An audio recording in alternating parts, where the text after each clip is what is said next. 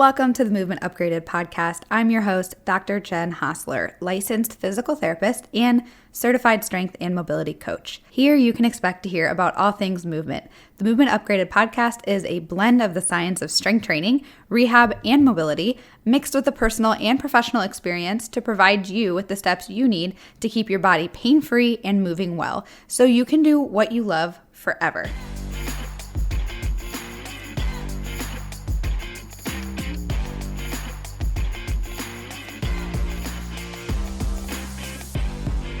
Hello. Welcome to podcast episode number 6.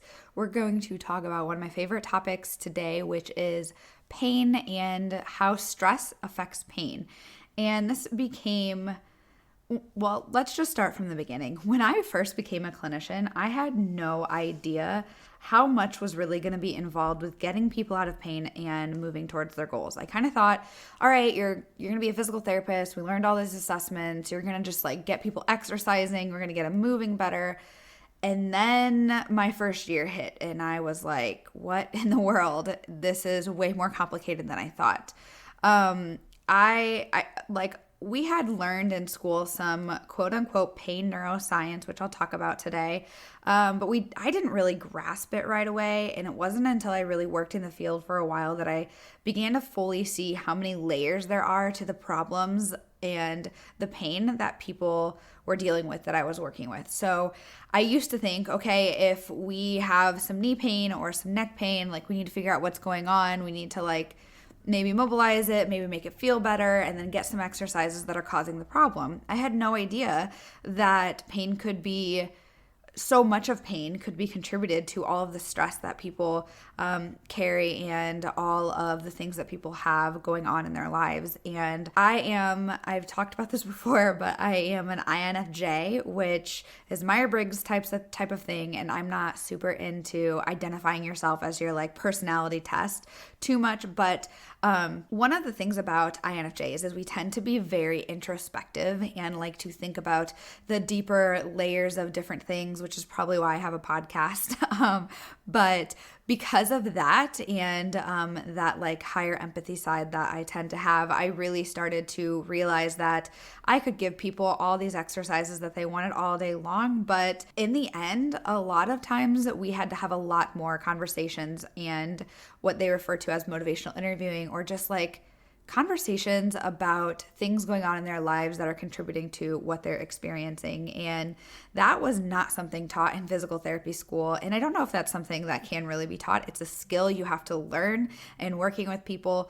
But that is basically why I want to talk about this today, because it turned out that when I started to work with people, most people struggled to even move regularly. We know this as a population, we're pretty sedentary, which there's a lot of compounding factors to that and reasons why, including how our lives are just set up right now. We work a ton and we work a lot of desk jobs. Not to mention, so many of the people that I worked with had so many bottled up emotions and trauma and self-limiting beliefs and stress and just all of these stories that they were holding on to or were carrying around. And it was just really heavy for them. And I was like, how the heck am I ever supposed to help people create habits to begin to take care of themselves? Because to be honest, all of physical therapy really boils down to those things. It's very much you struggle to even make sure that you're eating enough food on a regular basis. So how am I going to get you to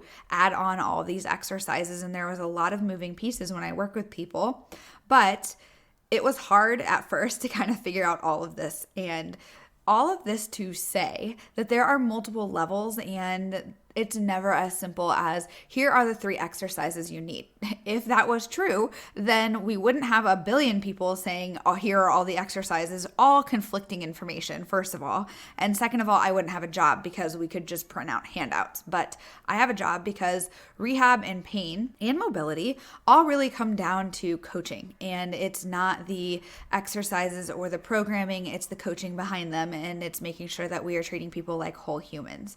So it's been a lot of practice and learning over the years, safe to say, and I'm still learning all of these things. I'm not anywhere near done, but I'd like to share some of what I learned in this podcast today, specifically related to pain, because this understanding stress and pain became very paramount in making sure people understood that so they could understand the pain that they're experiencing. And I found out when I work with people, and this is true from my own experience, that understanding pain and why it happens, and understanding that like sometimes we have flare-ups and things like that, and being able to trace them back and make sense of them sometimes is really all we need. A lot of people just become so afraid of the pain that it means something bigger, and we have this big mistrust with our bodies. I say we because this was 100% something I dealt with, and we start to think I have this bum knee or this bum back or whatever, this bad leg, then we just expect our bodies to betray us, quote unquote, and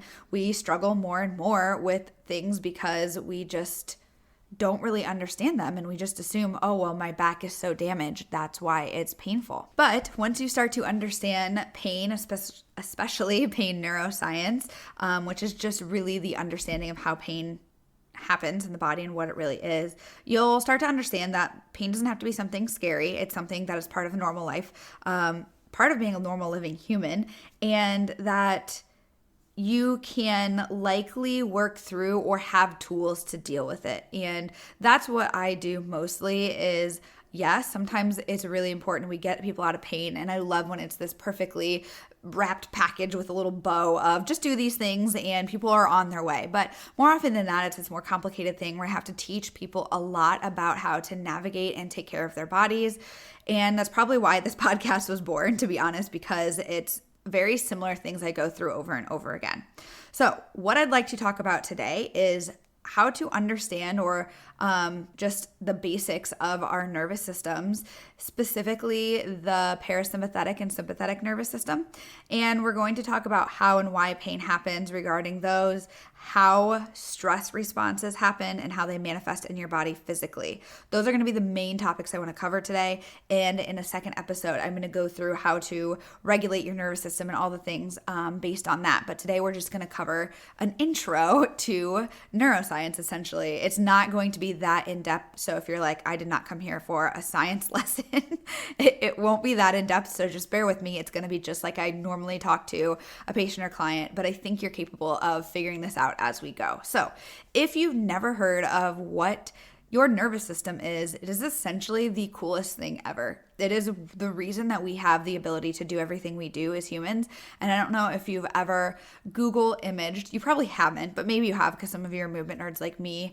But there are images of perfectly dissected nervous systems where it's the brain and all of the nerves attached, like the entire brain, the brain stem down to the spinal cord, and then it branches out at the upper body where we have the brachial plexus, and then you go to the lower body where we have the lumbosacral plexus, where those nerves go into your legs and the other ones go up into your arms. And that picture is so amazing and so cool. And I bring it up to show people all the time that your nervous system's kind of it's all like just long strings that branch out. And when I work with people and we kind of talk about this, it can be helpful to show visuals. And that's one of the pictures that I love. So if you haven't done that, haven't seen that, I would Google some form of like nervous system cadaver image, and if you can stomach it, of course, understand that it's probably going to show you some not so great pictures if you're not used to cadavers or anything like that. But your nervous system is what gives your body the impulses. It connects your brain to the rest of your body. It gives you the ability to control your body and do things. And it also has the ability to regulate all of the things in your body that are happening without your awareness. So we call that like your subconscious. Your subconscious brain is controlling all kinds of things like reminding you to breathe regularly, and it's processing information behind the scenes you aren't even aware of. So basically all the things that keep you alive, that's your subconscious brain. And that is all happening. Your brain is communicating to your body, to your heart, to your lungs, to your diaphragm, to your muscles and joints all the time behind the scenes via your subconscious, via your nervous system. There are two branches of our nervous system that we want to talk about that are your parasympathetic and your sympathetic nervous system. So parasympathetic is essentially referred to as your rest and digest. So that might be more familiar terms for you. Your sympathetic nervous system is often referred to as your fight or flight nervous system. So when we are normally sitting here resting, the nervous system that should be, the part of our nervous system that should be govern everything is our parasympathetic. We should have a lot of parasympathetic activity because we're just sitting here resting. We are working at our computers. You're listening to me, hopefully. If you're exercising, that's not true. But if you're kind of just sitting around, you should be resting. So your nervous system that should be governing your body is your parasympathetic nervous system. However, if you are exercising, or if somebody were to start chasing you and you were like to run, or you get really afraid, or if something really stressful happens, your sympathetic nervous system is going to take over. This is a very primal thing that happened it is basically the evolutionary result of our ability to keep ourselves alive. The sympathetic nervous system, the goal of it is to keep us alive by constantly making sure we are detecting threat and then acting on it. So if you think about this as primally, the reason that your sympathetic nervous system takes over is if your nervous system is like, okay, something is either trying to chase me and kill me or eat me. That's kind of how that nervous system runs. It's not logical. It is a lot of like quick things that happen really fast, and as soon as your body detects a threat, this happens. Now, when you are exercising, we are naturally stimulating this because exercise is supposed to stimulate running away from a like bear or something trying to kill us or eat us, or fighting that, right? That's kind of along those lines. So if you are going through a really stressful situation, your body is detecting that as stress, as threatening, and your sympathetic nervous system is going to take over. What this typically looks like, there are a bunch of responses in your body. I'm not going to cover all of them today, but what it typically looks like is your heart rate will increase. So your heart starts to pump blood a lot more, like it starts to pump faster, preparing you to potentially need to fight something or run away from it. The other thing that starts to happen is you start to breathe a little bit harder, which obviously makes sense. You are starting to prepare. Your blood starts to be diverted away from your digestive system towards your extremities, like your arms and legs, where you have muscles that you might need to utilize for fighting or fleeing away from something. And a lot of other things happen that I'm not going to cover too much in today, like your pupils dilate, but also your shoulders will naturally come up to your ears. That does two things. One, it's going to help you get air in. So your neck and shoulder muscles can help you breathe a little bit harder and get air in faster and quicker, which when you're running away from something trying to kill you or eat you, that's really beneficial. But if you were just getting yelled at by your boss, that's not as beneficial. It also will protect our carotid arteries because those are right there. So it's a protective response that's really helpful when something is actually threatening. Those are some of the biggest things. So your breathing pattern completely changes, which is a big thing that I wanted to focus on. You stop having this nice, calm, diaphragmatic breath that's going into your abdomen, filling your belly with air. It's nice and slow and low and calm. Your exhales are slow. You have pauses here and there. It is short, quick inhales in with your shoulders lifting up, your chest moving, and probably little to nothing happening in your stomach. And again, like I said, all of those things are beneficial. They are there to protect you from a threat. When you are in parasympathetic mode, however, so when we are resting, you should have a decreased heart rate, which means you have increased heart rate variability. You should be pretty calm. Everything should be relaxed. Your muscles should not be tense because you're not threatened. You should have a slow respiratory rate. Your shoulders should be relaxed and away from your ears, and your blood will be actually more of it will be pooled towards your organs in your digestive system, because the other part of rest and digest is digest. So you're resting and you're digesting your food. There's a lot of implications that can happen from being chronically overstimulated and stressed that are a byproduct of constantly having your blood shunted away from your digestive system, but that is beyond what I'm going to talk about on this podcast for today. But something to note. So if you are somebody who's like, wow, okay, I get it. That's the nervous system. So parasympathetic is rest and digest. Sympathetic is fight or flight, and all of those things happen. What does that have to do with my pain? So what I want you to understand is that when we feel pain, one of the ways that I describe it for my patients and clients and those that I work with is that it is essentially a perception of threat from your nervous system. And I'm going to go through how we feel sensations in general, but essentially once you feel a sensation and your brain decides it is something that is threatening, it will alert you of pain. That is our brain, our nervous system's way of communicating to us, hey, something's going on here. Can we change something? It doesn't necessarily mean that something is actually damaged, that something is actually threatening. It just means your brain is perceiving something as that way. Our brains don't always get it right. How many times has your brain made you start sweating and be so jumpy and your heart rate increases and all of these things just because you got yelled at or somebody cut you off and it made you angry and you had an emotional response, or you're sitting in your office and you get an email that you don't really like and you have an emotional response. So your brain is going to get triggered. Your sympathetic nervous system is going to get triggered when you are essentially feeling threatened in any way, shape, or form, even if it's just emotional. So all of those responses are still going to happen, but they are physical responses. So they are physical manifestations of stress or of threat in your body. And we live lives where we are constantly getting bombarded by sympathetic stimuli, and a lot of us don't have a good way of combating it. So we constantly have quite a bit of sympathetic nervous system activity happening in our body. So if you're sitting here like, okay, I get that, but again, how is that related to pain? So let's really talk about sensations first and how they happen in the body, and then I'll intersect these together. But the way that sensations happen in our body is we have receptors on our skin and our joints in different areas of our body, and they are connected to and send information to our brain via our nerves. And those signals have a couple stopping points along the way. Those stopping points can either stop the information completely or can increase the urgency of the information, or just let it pass through, right? So there are different places where that information can be sent up and stopped, or sent up and become urgent. Once it reaches our brain then interprets that information and provides us with a sensation. So your brain creates the sensation of, once you put on your shirt in the morning, you feel that shirt right away because it's new. But after a while, that information is no longer something that you're aware of because it's been around for a while and your brain realizes it's not threatening.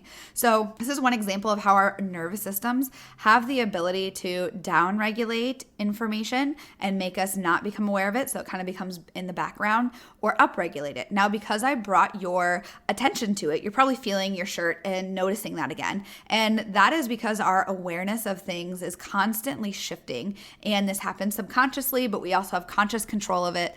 And if you are not aware of a sensation, it doesn't exist. Pain is just a sensation. It's an unpleasant one, but it is a sensation that's created by your brain. And the way that we will typically feel pain is when our brain decides something's threatening enough that, it's potentially damaging. Again, the word potential is very important because it's not always meaning something's damaged. It just means something's potentially damaged. So, or could be potentially damaged if we don't change something in the future. It's oftentimes a warning signal, which is pretty cool that it does that. So the thing that I want you to understand is the ability of our brain to downregulate or upregulate something, making something more sensitive, so more likely that you will feel pain or be able to do less things before you feel pain, and less likely to feel pain, or things that will allow you to do more before you feel pain. And this upregulation and downregulation is really pretty cool because it very often can explain why sometimes you're able to do things and you're like, I didn't have any increased pain. And sometimes you're like, wow, I was able to do that before, but now my pain is so much higher. And a lot of people will not look at the full picture and understand, well, the last time I did it, I was able to do so much because I had a great night's sleep for the last 3 weeks. And then I went to go do that same exact thing and I didn't sleep well for 3 days straight. And all of a sudden, your pain sensitivity is higher and your brain has upregulated everything because everything feels more threatening. And now you have an increased sensitivity to pain and a decreased threshold of pain, so it's easier for you to feel pain. And that's one example of how our pain levels or pain thresholds are going to change. Now, that is just one example that's related to sleep. There is also things like stress that can impact how we feel pain as well. And that makes sense on the level of what I was talking about regarding threat. If we feel pain when we are feeling threatened, anything that provides an amount of stress for us is going to likely increase a perception of threat. So if you have a change in your environment, like a big change or a little change depending on your overall capacity, right? Some people cannot tolerate very much change. So they will have a little change in their environment, a little change to their schedule. They will have something that might seem quote unquote minor to other people, and it's a bigger change for them. And that really depends on every single other person's other levels of who they are. And some of that we can't change. That's just the way we are. And some of it we can. But regardless, just understanding that something for me that's stressful might not be something that's stressful for you. And that's because we have so many different layers that are affecting that. What really matters is your brain perceiving it as a threat, yes or no?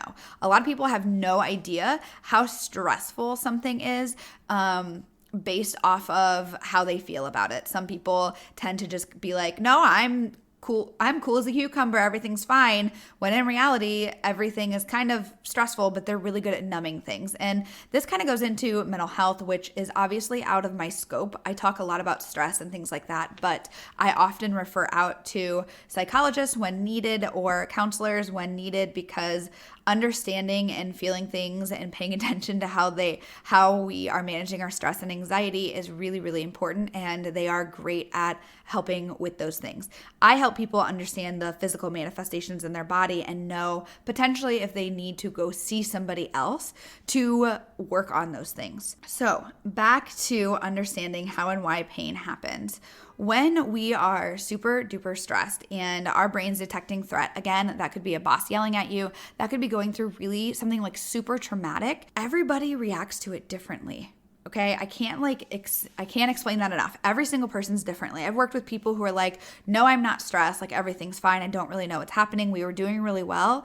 And all of a sudden I just feel so stiff and tight and achy. I don't know what's going on. And we haven't changed many other things. And upon talking to them a little bit longer, we'll recognize that, so we were doing well, but while you were doing well with me and we were getting better, you were going through a really significant, stressful time in your life. When you went through that, you didn't know that it was super stressful, or maybe you did, but it wasn't showing up in your body yet. But now that you are out of it, you're kind of like, holy crap, my body feels like I got hit by a truck.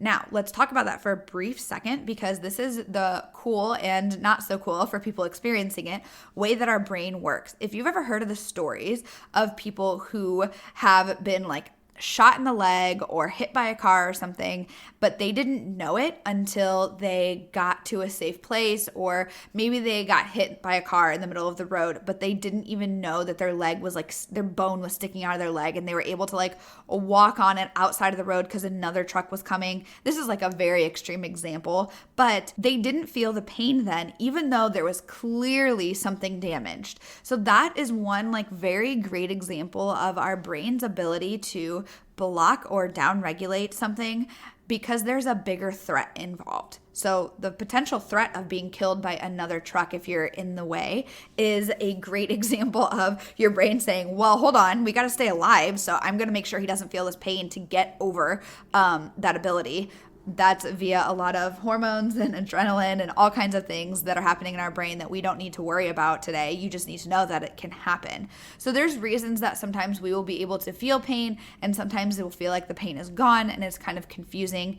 But that could be why, is because our brain has this great ability to basically blunt the response or not let you feel it or not let you become aware of it, because it's not interpreting it as something that is threatening. So it really boils down to threat versus not threat. Now, if you have something that is like a very big injury and it's an acute injury, sometimes this stuff won't apply, but this is a really important for understanding like a nagging thing that kind of comes and goes and it's not consistent and you've just been like really frustrated with it.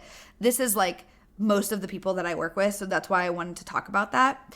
And so when we are going through some rehab process or experiencing some sort of pain or injury, understanding this is helpful. So we can kind of start to look at, okay, when I am experiencing a flare-up, for example, instead of thinking, what did I do physically to make this pain come back, we need to look at the biopsychosocial elements involved. That means we need to look more than just the biology, which is like, okay, if I have a knee pain, what did I do to my knee yesterday? So yes, you're going to look at that, but also how are you feeling and what's going on in your life? Are you feeling a little bit stressed? Are you feeling anxious about something? Do you feel really hopeless about something? What emotions are you feeling and what's going on? Sometimes it can be as simple as just not feeling grounded because maybe there's a big change in your life and there's a lot of unknowns, and those can tend to make you feel like everything's a little bit more threatening. And that means your brain will be more likely to interpret a signal as a threat, right? As pain. So then we can look at that. And then socially, what are my social connections? This is something that is overlooked so often, but the number one, like in health and fitness, like in rehab and medical world, like the number one correlator to wellness, I'm pretty sure, is social connections. Like, what is your support system? That's really important too. Or like, do you have fun? Do you feel like you are enjoying your life a little bit? That like the social connections and feeling like you have a good support system, you hang out with people, those are really, really important and very overlooked. And sometimes it can be as simple as, yes, we do need to work on your mobility and all of the other things. Yes, we do need to work on strengthening and restoring the ranges of motion, but also what's going on in your life that might be contributing to the perception of threat in your brain. I work with people a lot to kind of dissect this in some of our sessions. I've spent entire sessions where we just talked and we navigated this. I do that a lot, and a lot of people are like, this is not what I thought physical therapy was. And I laugh at that because that's exactly how I am. I didn't think that's what physical therapy was. But physical therapy, for me, in my understanding, is my job is to use any tool that I have available to me to help you accomplish your goal. If that is to get out of pain and navigate the world a little bit better and be able to do get back to running without pain, or to be able to tolerate running better and with less pain, then I've got to use every tool I have to do that. And sometimes that means taking a zoomed out global perspective of your life and figuring out what we can do about addressing some of those factors. So when we are somebody who is experiencing a lot of stress, or when we need to look at the psychosocial aspects of our life, that is something I want to cover today before we go in and take a break and have the rest of it in episode 2.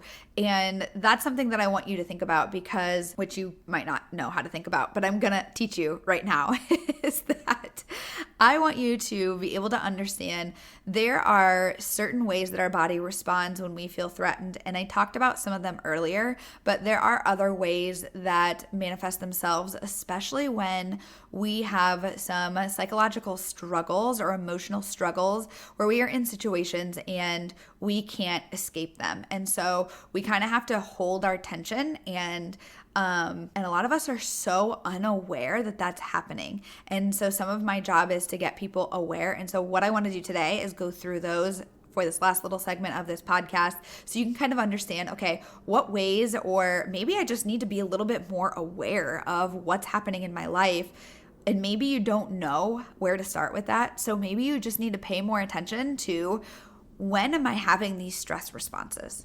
So the things that you want to look out for that you're like having a stress response is something like your chest breathing, like your chest is lifting up to your face, your shoulders are lifting up to your ears. Just the fact of your shoulders lifting to your ears is a sign that you're feeling threatened. It can be literally as simple as a person that you don't have a good relationship with or something's going on walks into the room. That is one example. You might clench your teeth. This is huge. This is a big reason that people end up grinding their teeth, is because they're clenching them all day long, just because they are under a lot of stress and trying to exert this energy somewhere because they're so unaware of it, and they have so much physical sympathetic stimulation and they're not calming it down. So clenching your teeth is one of them. Shoulders up to your ears, breathing through your chest, like heart rate really high, feeling like you have your fists clenched, or just general like tension in your body. Your fist might be one, your teeth might be one, it might be your pelvic floor. So that is a really common one. A lot of people who have high stress, they tend to clench their pelvic floor. I've heard patients tell me they didn't realize it wasn't normal to clench your butt cheeks all day long. That is a stress response. Something's going on there and that needs to be addressed. We need to figure out what's going on. And I've heard patients tell me just like their lower abs or like their legs, just their muscles in general just feel like really tight. That is our body getting ready to like contract and flee or fight something, right? That's that threat. That's that threat perception going on subconsciously that you can become aware of. So those are all some really good ways to pay attention to what's going on subconsciously and how your stress responses are. And if you're like, okay, well, I don't know if there's anything I can do about it, you might be surprised. We're going to talk about that in episode 2. But right now, your goal is just to become a little bit more aware of them. And then start to be like, okay, what are the patterns here? Like, are you clenching your teeth all the time when you're around a certain person, when you have a certain activity that you have to do? It might be movement related. So there's a lot of correlation between not feeling like stable or grounded in your body, and then using your muscles like your fists or your teeth to find some sort of stability. So that's accurate sometimes, but more often than not, it is more related to what is going on in your environment. So your goal before the next episode is to just pay attention for the next week. Pay attention, what's going on, how many stress responses am I having, and when are those occurring? And you might learn something about yourself. Just that awareness can bring quite a bit of information in from your life. And then you can start to pay attention. Okay, I'm in a very stimulating, sympathetic environment all the time. So bringing this all the way back full circle from the beginning, if we think about the nervous system in the activity that should be governing our nervous systems, it should be parasympathetic. We should be rest and digest mode a lot. A lot of us do and live in lives and we do things that are very sympathetic on a regular basis. If you are into fitness, you do a lot of fitness, the more intense your fitness, the more sympathetic it is, the more stimulating it is, the more you're actually going to have to work on getting yourself back into a parasympathetic state. And majority of the population does not spend enough time in a parasympathetic state or working on achieving a parasympathetic state. And because we live in such a world that if we think about a pendulum of our body, of our nervous system swinging from parasympathetic to sympathetic, we should naturally fall towards parasympathetic more. But we have those times when we fall into sympathetic, but it should kind of fall back over towards parasympathetic after. The ability to downregulate pretty quickly is a really important life skill. And most of us lose it or didn't ever develop it. And because we live in such sympathetic lives, go through your life with me real quick from the morning until the evening. Think about it. The morning you wake up with an alarm that's very stimulating. Waking up with an alarm is just kind of stimulating in general, especially the types of alarms that we wake up from. The first thing you usually do is grab your phone and you got a blue light and bright screen in front of your face. That's totally okay because we need bright lights to wake us up, but you'll start scrolling through things. Maybe you'll get triggered from a text or you're already on Instagram. You haven't even thought about your breath, checked in with your body, seen how you felt, and been present in the moment yet. You've already been on your phone. Then you get out of bed and the first thing you do, maybe go pee, and then you go make your coffee. Coffee and caffeine, anything with caffeine is a stimulant that is sympathetic in nature. And then you're rushing around because maybe you snooze. So we didn't talk about this, but a lot of times we all snooze our alarms, which means you're just triggering that sympathetic stimulation over and over again. So then you're rushing, getting your coffee, trying to rush out the door. You get in the car, you have to rush to work, you're driving through traffic. There's nothing more sympathetic than traffic. I hate driving. I hate traffic. I live in Tampa. There's a lot of traffic. I don't even drive as much as a normal person, but it still is too much for me. And I don't like it, but that's what happens. That's just part of it. So I have to work really hard in traffic on down-regulating myself regularly. So by the time you get to work, you're already stressed. Then you walk in the door. Maybe your work environment's stressful because you don't like it, but you sit down, you get to work, maybe you open emails and it's already overwhelming and now you're even stressed again. Did you hear how many pings of stress and sympathetic activity that I said already? And you haven't even really started your work.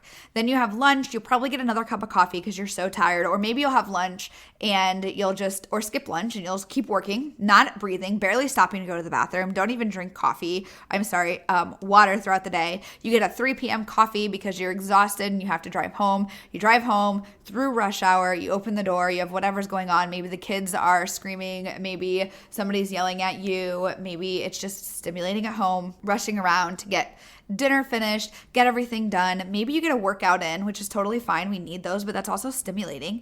And next thing you know, you are laying in bed watching TV, scrolling through your phone, and now you're trying to fall asleep and you're like, shoot, I have to go to bed now, or I'm only going to get 7.5 hours of sleep. And then you're stressed about it. You can't fall asleep. And then you watch the clock go down. Oh, now it's 6 hours of sleep. Now it's 5 hours of sleep. And you're just stressed. You finally fall asleep and you do it all over again. Wow, that was a lot.